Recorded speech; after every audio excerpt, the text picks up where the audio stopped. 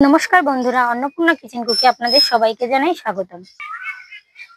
আজ আমি রান্না করব তেলাকুচি শাক। তো চলুন বন্ধুরা, তেলাকুচি শাকগুলো তুলে নিয়ে আসি। তো এই দেখুন বন্ধুরা, আমাদের বাড়ির চারপাশে এই তেলাকুচি শাক অনেক হয়েছে। তো আমি তেলাকুচি শাক তুলতে চলে এসেছি। এই দেখুন, এই সেই তেলাকুচি শাক। এই শাকের উপকারিতা অনেক।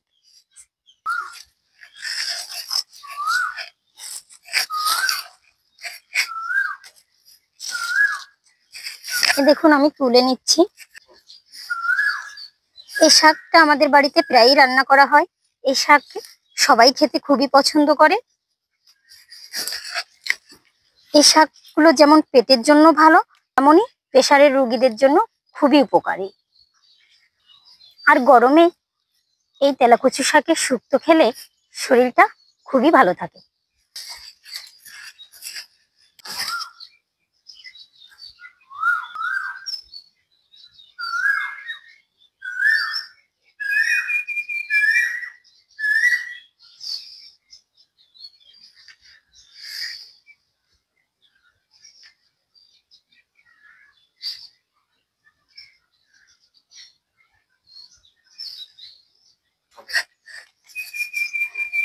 দেখুন বন্ধুরা, এই গাছে অনেক তেলাকুচি শাক উঠেছে।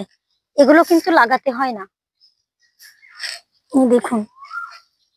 আর এই শাকটা বর্ষাকালে এমনিতেই হয়।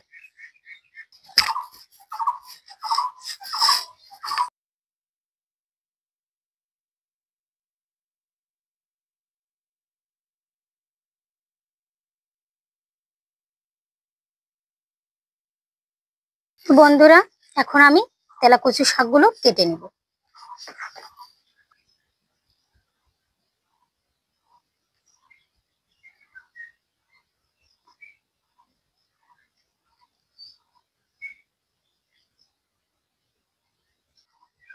যে তেলাকুচুর ডাটার এরকম শিকড়গুলো কিন্তু ছিঁড়ে ফেলতে হবে।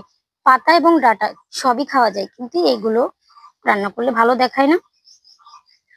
ডাটাগুলো থেকে আমি পাতা আলাদা করে নেব। দেখুন, ডাটাগুলো আমি এবার কেটে নিচ্ছি। এরকম ছোট ছোট সাইজ করে কেটে নেব। এবার এই পাতাগুলো কুচি করে নেব। পাতাগুলো আমি এভাবে ধরে খুব সুন্দর করে কুচি করে নেব।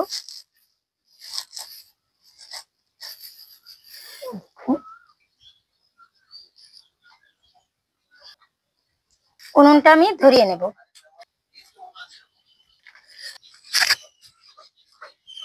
এই দেখুন, তেলাকুচি শাকটা আমি কেটে ধুয়ে পরিষ্কার করে নিয়ে এসেছি। এখন এই তেলাকুচি শাক এই ছোট বাটা মাছ দিয়েই শুক্তো করে দেখাবো আপনাদের। কড়াইটা আমার গরম হয়ে আসছে। এখন আমি মাছটা ভাজি করার জন্য কড়াইতে তেল দিয়ে দেব। নুন হলুদ মাখিয়ে নেব। এবার মাছগুলো সব ভাজি করে নেব।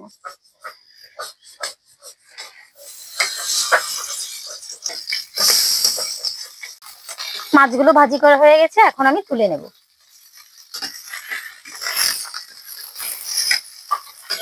মাছ ভাজি করার তেলেই আমি এই শাকগুলো একটু ভাজি করে নেব।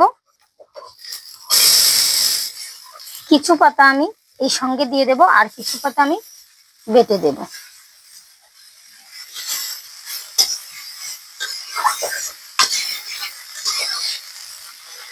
শাকটা আমি একটু ঢাকা দিয়ে দেব। 5 মিনিট পরে ঢাকাটা আমি তুলে নেব। এবার আমি শাকগুলোর ভিতরে জল দিয়ে দেব।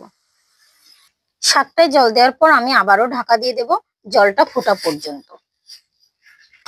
দেখুন বন্ধুরা, কিছু পাতা আমি ডাটার সঙ্গে দিয়ে দিয়েছি, আর কিছু পাতা আমি রেখেছিলাম বাটার জন্য। তো আমি এখন বেটে নেব।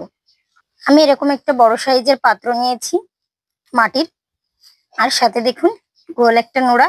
এর ভিতরে আমি বেটে নেব। অল্প অল্প করে বেটে নেব।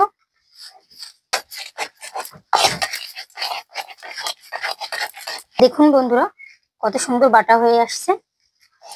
দেখুন বন্ধুরা, তেলাকুচি শাকের জলটা খুবই বেশি পরিমাণে ফুটে আসছে, স্বাদ মতো নুন দিয়ে দেব, পরিমাণ মতো হলুদ গুঁড়া দিয়ে দেব। নুন ও হলুদ অ্যাড করে নেওয়ার পর আমি একটু নাড়িয়ে দেব।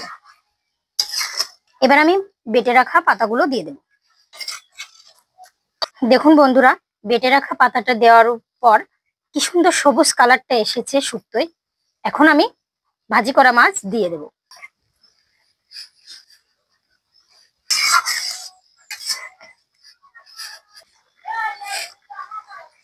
তেলাকুচু শাকের শুক্তে ফোড়ন দেওয়ার জন্য আমি নামিয়ে নেব কড়াইটা। শুক্তো রেসিপিতে ফোড়ন দেওয়ার জন্য কড়াইতে তেল দিয়ে দেব। শুক্তো রেসিপিতে আমি সরিষা ফোড়ন দেব, সেজন্য দেখুন 2 টেবিল চামচ পরিমাণে সরিষা দিয়ে দেব।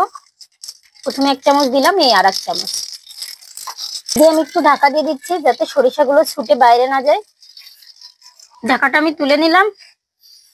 এখন দেখুন অল্প পরিমাণে নুন দিয়ে দিলাম। সুন্দর গন্ধটা বেরিয়েছে সরিষার। এখন আমি শুক্তোটা ঢেলে দিয়ে দেব।